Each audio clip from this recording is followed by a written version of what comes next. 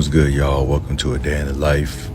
Hop off the boat to the oil island. It's too fucking early in the morning for this shit, man. Those are the internal thoughts that go through my head, at least, as I'm kind of waking up in the morning. Technically, I'm not supposed to record in the oil field, but I don't think they can fire me for filming the water. So we had to pull this big ass boom out the water. It's like 1,000 foot. Everybody got their life vests on so nobody falls in the ocean. So the boom is pretty heavy. Need a bunch of people to pull it up. We were there for like 3 hours. I got soaked in seawater, man. That shit smelled like piss. There was like 10 guys there pulling. I was at the front getting splashed with all the water as it was coming up. Yeah, I definitely don't want to be walking around with nasty ass seawater all day. Start smelling like fish after a while. Anyway, to put my shit back on, get back to work.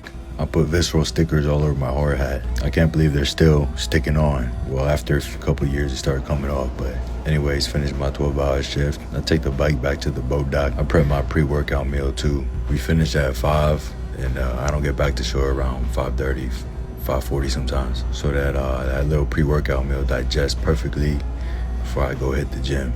For the OGs watching the page, I saw Chris today, man. I missed that motherfucker. It was just me and him running the island. We were having too much fun together, so they told us we had to separate. It makes a big difference when you actually work with somebody that you can have a conversation with. Now he works when I'm on my days off, and I work when he's on his days off. And then it's time to hit the gym. You know, I love training, I enjoy it. But days after the oil field, man, it's probably the last thing I want to do, especially when I don't got that much sleep in me. I know you guys say chill out on the energy drinks, but man, that's the shit that's my lifeblood right there sometimes. Otherwise, I feel like some days I don't even want to get out of the motherfucking car. Today's leg day, man, so just squats, and we do some RDLs, then some quad extensions, hamstring curls, a couple other isolation movements.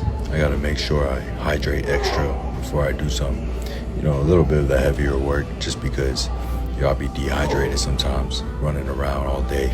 And when you're dehydrated, training, your risk of injury just goes up so much more. Nice little trick is, just take like a teaspoon of salt, chuck it with your water. It just helps you retain some of that water a little bit better, especially if you've been sweating all day. This is my top set, so my back down sets are a little bit more deeper, a little more clean. That way I get the best of both worlds.